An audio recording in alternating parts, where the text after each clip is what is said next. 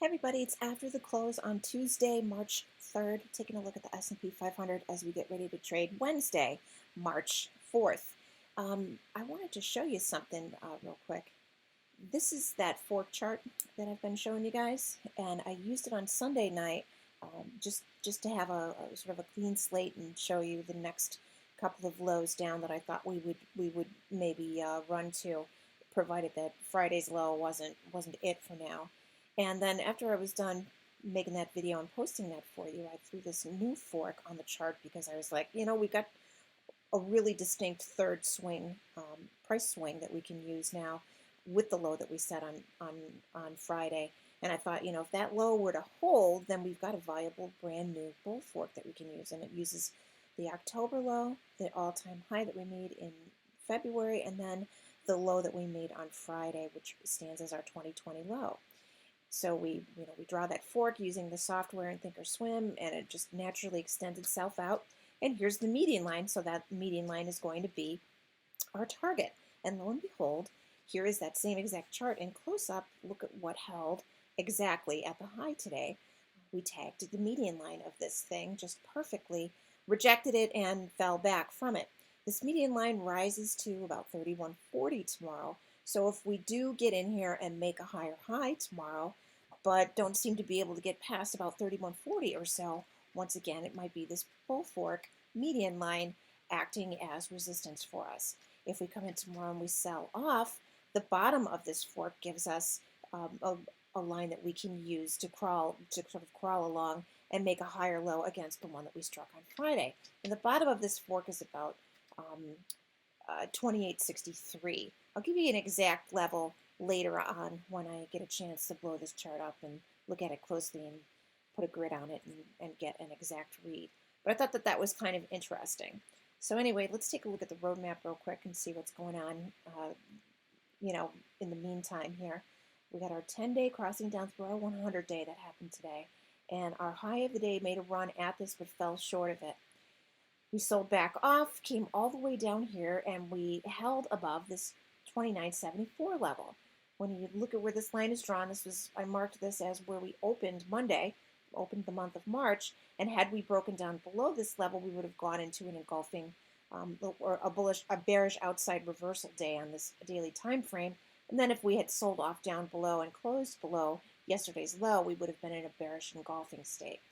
But we stopped dead and turned on a dime just above this 2974 level.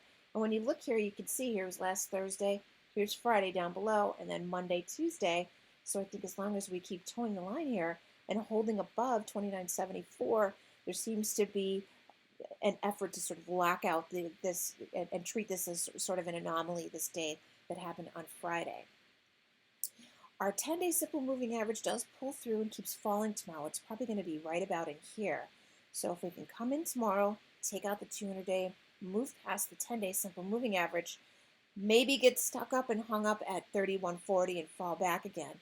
But we had kind of a dress rehearsal of levels that we could run through today that we can use again tomorrow. So if we come up against the 10-day and make a lower high, that's what's happening. We're failing against the 10-day. If we make a higher high but fail around 3140, we're failing against that median line. And if we break out over it, we're looking for a move above the 100-day simple moving average and go towards ultimately this target at 3214. 3214 is that level that we hit 3 times in the so far this year, and then finally broke it back here last week. This had been holding as our low twice in January and one more time here in February, and then the 4th time it finally broke and we fell down.